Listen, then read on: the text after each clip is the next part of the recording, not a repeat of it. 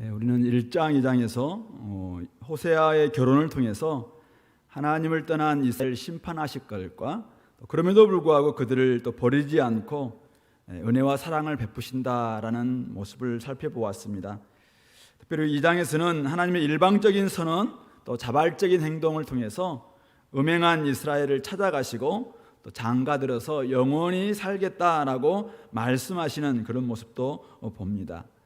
오늘 3장도 그런 맥락에서 오늘 여호와께서 바로 그 은혜와 사랑의 근거에서 호세아에게 다른 남자의 사랑을 받아 음녀가 된 여자, 아마 고멜을 가리키는 것 같은데요, 이 음녀가 된 여자를 사랑하라 라고 이렇게 명령하십니다. 1절을 한번 보시면은 여호와께서 내게 이르시되 이스라엘 자손이 다른 신을 섬기고 건포도 과자를 즐길지라도 여호와가 그들을 사랑하나니 너는 또 가서 타인의 사랑을 받아 음녀가 된 그 여자를 사랑하라 하시기로. 그래서 호세아는 그 명령에 순종해서 오늘 2절 보니까 은 15개와 보리 한 호멜 반으로 나를 위하여 자신을 위해서 그를 샀다라고 이야기하고 있습니다. 그러면서 데려오면서 그에게 이야기를 합니다. 3절에 너는 많은 날 동안 나와 함께 지내고 음행하지 말며 다른 남자를 따르지 말라. 나도 그리하겠다. 이렇게 이야기를 하는 장면이 나오고 있습니다. 1절부터 3절은 어쨌든 호세아와 이 음녀가 된 또 이 여자 고멜과의 다시 재혼과 같은, 다시 그가 집 나갔는데 또 데려와서 다시 결혼 생활을 하는 이 모습을 보면서 결국은 그 사랑이 어디에서 비롯됐습니까? 여호와께서 이스라엘 자손이 다른 신을 섬기고 건포도 과자를 즐길지라도 여호와가 그들을 사랑한 것처럼 너희도 그렇게 사랑하라 라고 이야기하고 있는 것입니다. 다른 남자에게 사랑을 받아 집을 나가버린 여인을 다시 사랑한다는 것, 그 쉬운 일이 아니죠. 당연히 음행의 연고로 집을 나갔기 때문에 이혼 사유가 됩니다. 버려도 누가 뭐라고 말할 사람이 아무도 없습니다. 그런데 오늘 하나님께서는 음녀가 된 그 여인을 다시 사랑하라고 말씀하십니다. 단지 사랑의 감정을 가지라라는 말이 아니라 값을 지불하고 사서 다시 아내로 삼고 결혼 생활을 하라라고 말씀하는 것입니다. 생각해 보면은 돈은 돈대로 들고 주위 사람들로부터 비웃음 사는 일 당연할 것 같아요. 사실 한번 생각해 봤습니다. 이전에는 음녀가 된 여인과 결혼을 하고 또 자녀도 셋이나 낳고 다 어쩌면 음란한 자식들이었는데 다시 그 여인이 집을 나갔습니다. 그리고 다시 가서 그 여자가 지금 너무나 지금 비참한 신세에 처해 있는, 그런 신세에 있는 그 여인을 위해서 값을 다 지불하고 다시 데려와서 결혼 생활을 하라라고 할 때 그렇게 순종하는 모습을 보면서 주변에 있는 사람들이 뭐라고 하겠습니까? 아무리 봐도 이상한 사람은 고멜이 아니라 호세아다.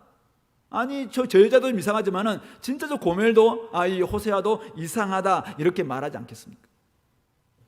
그러나 호세아는 오늘 순종하여 값을 지불하고 사와서 아내로 삼았다라는 것입니다.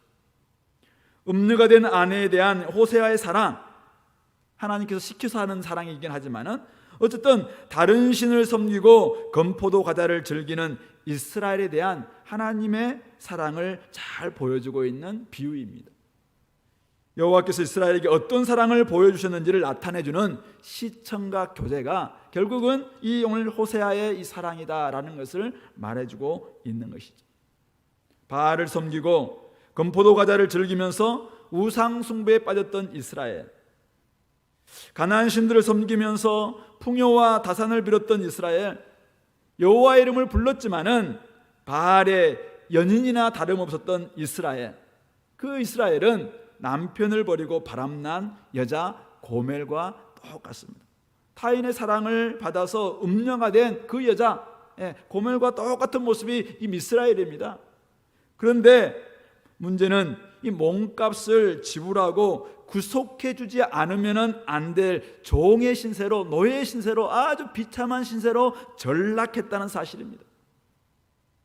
은 30세겔이 필요한 종의 신세보다 못한, 어쩌면 은 15개와 한 호멜 반, 굉장히 사실 작은 돈입니다. 근데 그것 돈으로 살 수 있는 정도로 지금 너무나도 비참한 시세로 전락해 있는 이 모습이 지금 이 고멜의 모습입니다. 다른 신을 섬기고 건포도 과자를 즐기면서 그들은 얼마나 그들이 나를 사랑해 주는구나, 나도 저를 사랑해야지, 그러면 그들은 굉장히 나아질 줄 알았습니다. 건포도 과자를 즐기면서 이제는 내가 풍요와 다산을 이제는 살 것이다, 얻을 것이다 라고 생각하지 않았겠습니까? 그런데 그들은 철저히 비참한 상태로 전락하고 말았다는 것이 문제죠. 그런데 그런 이스라엘을 오늘 하나님께서 사랑하시고 그런 이스라엘을 다시 구속하셨다라는 것이 바로 오늘 호세아가 고멜을 사는 이 이야기의 실제적인 이야기인 것입니다. 아수르에 넘어가고 포로로 잡혀가는 신세로 전락하겠지만은 결국 하나님께서는 그들을 버리지 않고 여전히 사랑하시겠다라는 뜻을 보여주고 있습니다. 그들을 위해서 값을 지불하고 사오는 이 구속의 사랑을 베푸시는 하나님의 마음, 하나님의 모습, 하나님의 사랑을 잘 보여주고 있는 그런 대목인 것이죠. 바로 이 이야기는, 이 호세아가 고멜을 사오는 이 이야기는 오늘 우리에게 베푸신 하나님의 사랑을 사실은 그대로 보여주는 것이다. 저는 그렇게 생각합니다. 세상을 따르고 세상 풍속의 마음을 빼앗기면 어떻게 됩니까? 처음에는 우리가 세상이 좋은 것 같죠. 그러나 결국 우리는 세상 욕심의 종이 되고 죄의 종으로 전락하고 맙니다. 세상이 주는 기쁨과 행복을 추구하지만은 결국 죄의 종으로 전락하고 죄의 권세에서 빠져나올 수가 없게 됩니다. 하나님을 버리고 세상을 사랑한 대가, 세상을 사랑한 결과 죽음뿐이죠.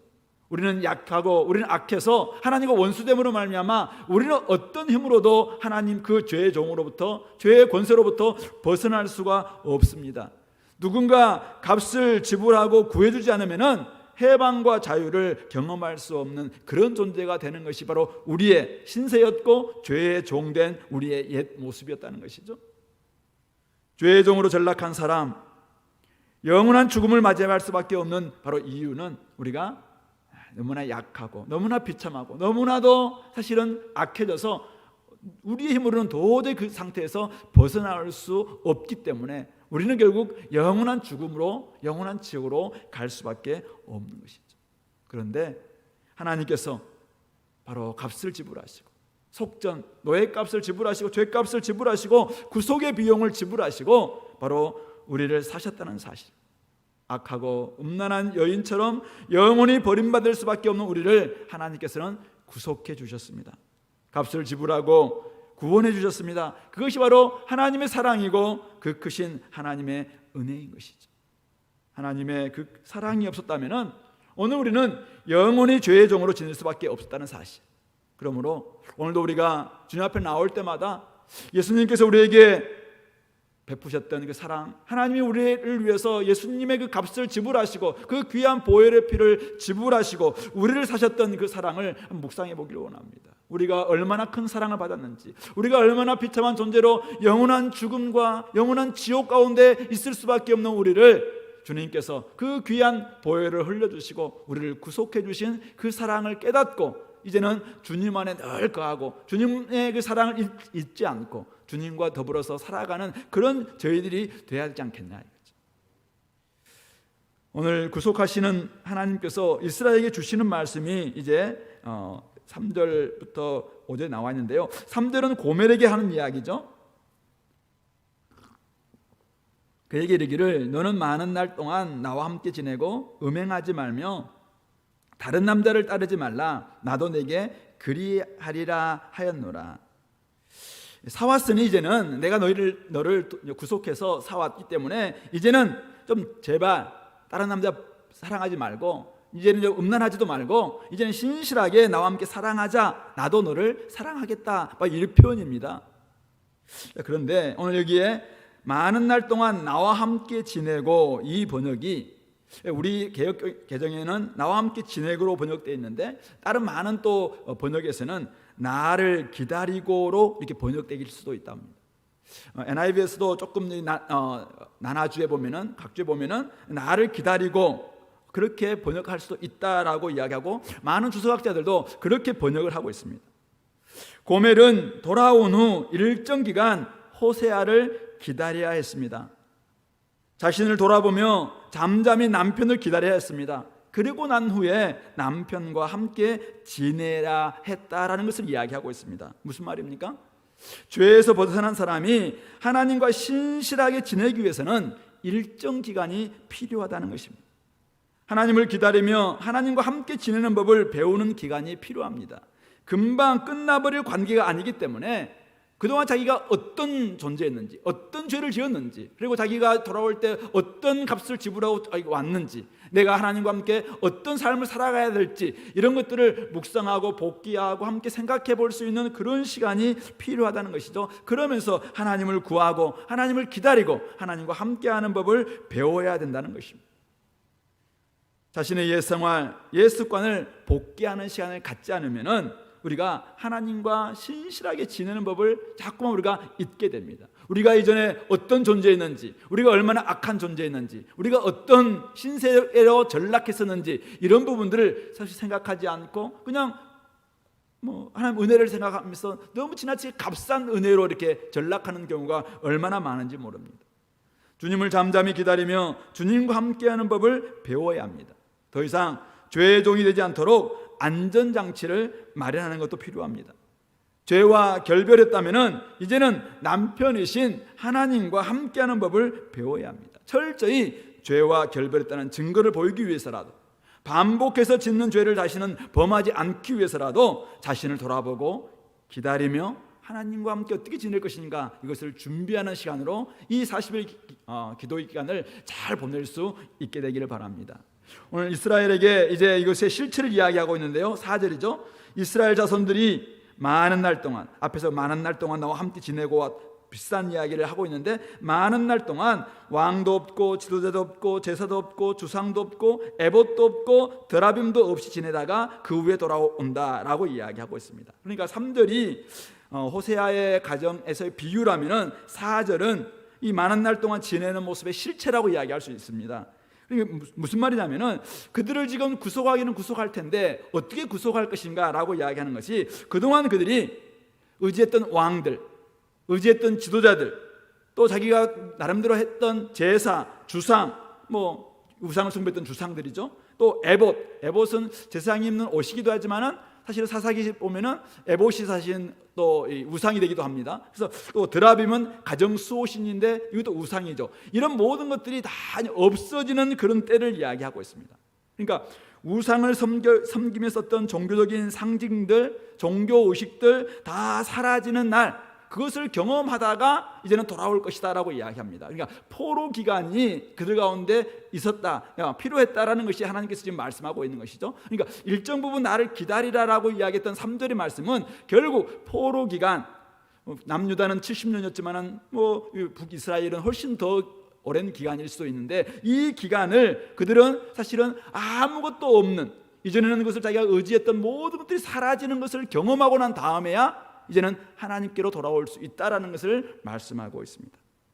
모든 것이 사라진 후 자신들의 믿음, 예배, 그리고 지도자의 실체를 돌아볼 수 있다는 말씀입니다. 제사와 주상과 에봇과 드라빔, 그들이 의지했던 우상들이었고 또 종교적인 상징물이자 또 의식들이었지만은 사실은 그것은 하나님과는 전혀 상관없는, 하나님이 원하셨던 것과는 전혀 상관없는 것들이었습니다. 그럼에도 불구하고 그들은 자신들이 의지했던 종교행위, 의식, 이걸 통해서 나름대로 종교를, 신앙생활을 잘 하고 있다라고 생각했던 것들이죠. 근데 그것들이 다 없어져 보면은 결국 진짜 자기의 실체가 드러난다는 것이죠. 바로 이 정결케 되는 기간을 통해서 헛된 것이 무엇이고 우리의 실체가 무엇인지를 보고 난 다음에 나에 돌아오게 될 것이다 라는 말씀을 4절에서 하고 있는 것입니다. 코로나19가 우리에게 준 피해도 참 많습니다. 그렇지만은 가르쳐 준 것도 있다고 생각합니다. 진짜 중요했던 것이 무엇이었는지, 뭐가 가짜였는지 우리는 코로나19를 통해서 그냥 그 실상을 보게 됩니다. 성도 여러분, 여러분들은 기도회가 없어도 기도하는 사람입니까? 평소때 기도하지 않다가 기도회 때만 기도하는 사람은 과연 기도하는 사람인가? 우리는 점검해 봐야 됩니다. 기도회가 없다면 나는 과연 기도하는 사람인가?